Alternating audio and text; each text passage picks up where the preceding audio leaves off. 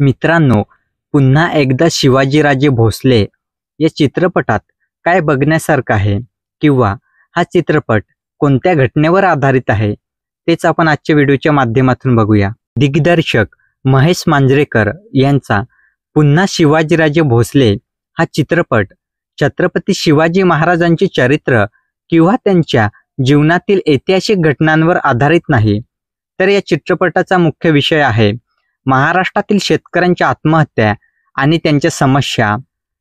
या सामाजिक विषयावर हा चित्रपट आधारित आहे.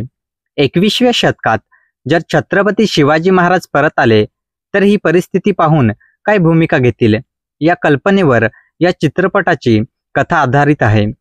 छत्रपती शिवाजी महाराजांची विचारधारा आणि त्यांचे कार्य या आधुनिक युगात कसे लागू होते हे या चित्रपटात दाखवले आहे. हा चित्रपट प्रेक्षकांना भ्रष्टाचार आणि अन्यायाविरुद्ध लढण्यासाठी तसेच स्वतःच्या हक्कांसाठी आवाज उठवण्यासाठी प्रेरित करतो.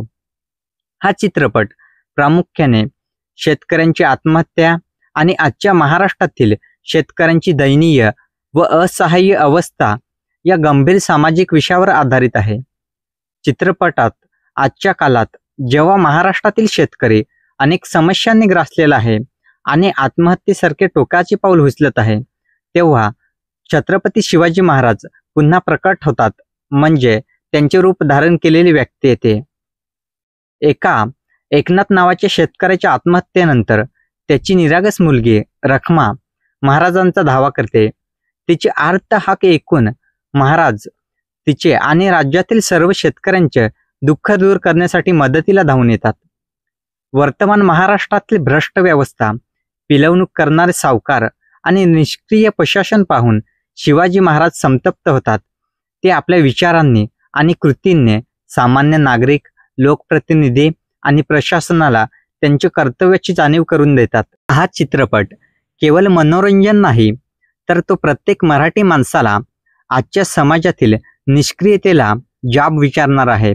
महाराष्ट्राला त्याचे मूल विचारांकडे परत नेण्याचा प्रयत्न करणारा एक सामाजिक संदेश देतो. शेतकऱ्यांसाठीच्या सरकारी योजनांचा गैरफायदा घेत आर्थिक लाभ मिळवणारे आमदार, मंत्री, शेतकऱ्याला कर्ज देणाऱ्या सावकाराला हाताशी धरून त्यांच्या जमिनी लाटणारी, प्रसंगी पैलवान गुंडांपासून त्यांचा जीव घेणारी भ्रष्ट व्यवस्था, या सगळ्यांचा समाचार दिग्दर्शक महेश मांजरेकर यांनी पुन्हा एकदा शिवाजीराजे भोसले या चित्रपटात घेतला आहे.